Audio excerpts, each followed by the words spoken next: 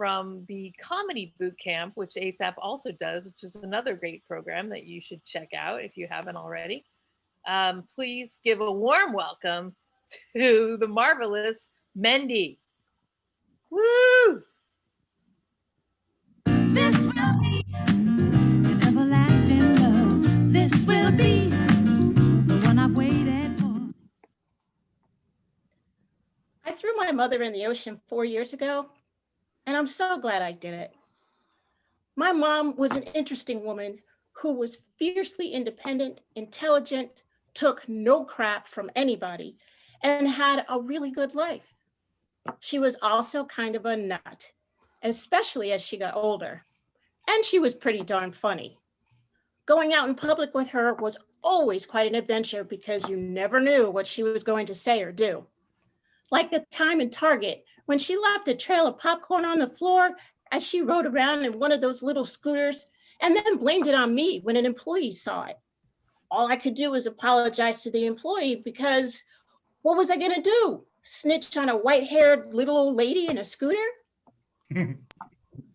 It's actually her fault. I think I'm funny too.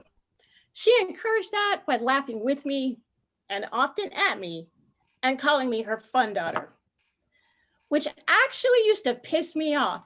Fun? So what? I'm not a smart daughter. I'm not a pretty daughter, an amazing daughter. It actually didn't bother me after a while though, because, well, I am fun, damn it.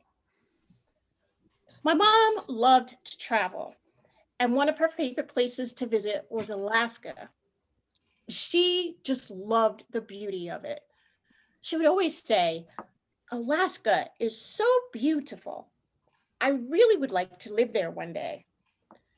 She was always excited when I traveled too, and she really encouraged my love of travel so I could appreciate the beauty of other places. In her older years, she was excited about my travel for another reason though. She hoped I would travel somewhere one day and come back with a husband because I'm unmarried and she knew I'd be out by myself when she was gone. Of course, she was hilarious about it. No matter what country I was going to, there would be a conversation like, Mom, I'm going to China. Oh, she would say, do you like Chinese men? You could find a husband there and bring him home. One of our last conversations about travel was no less funny. While sitting with my mother in her living room, watching Columbo for the 2 millionth time, my mom looked at me with a slight frown from her beloved brown lazy boy chair and said, you know, I would like to be cremated and go on one last trip with you and have you scatter my ashes in water somewhere. There's water in the toilet bowl, Mom. Is that good? That's not funny, she said, rolling her eyes with a little smile. Her fault for making me think I'm funny.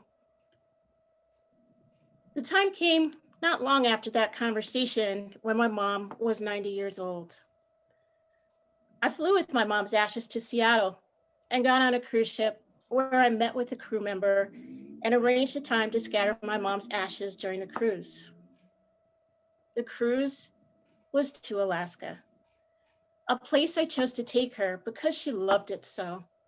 I kept her in my cabin and talked to her the entire trip, mostly about how beautiful the passing landscape was as we sailed along.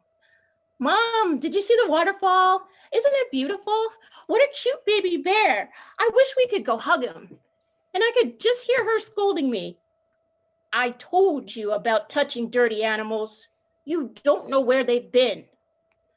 Which she would always say, yet she was the one who brought home the dirty stray puppy she found in an abandoned house years ago. One night on the ship, I stopped by the gift shop and bought a single red rose to put in the water with her ashes. Roses were something else she really loved, and we always had a backyard full of them when I was growing up. As the ship sailed back to Seattle on one of the last days of the cruise, I was escorted by 2 crew members to a private area of the ship on a lower deck. They left me by myself, and I scattered my mom's ashes at sea with that single red rose. Well, actually, I threw her ashes in the sea.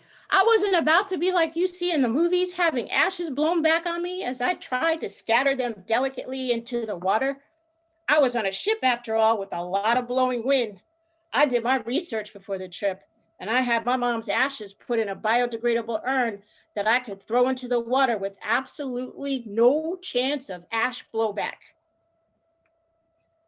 But as I stood alone in the chilly, salty smelling ocean wind, watching the white square shaped urn with the red rose on top being taken below the water by the white capped waves, I thought about how happy I was to know what she wanted and to be able to do that for her, even though part of me ached, feeling like I was leaving her behind.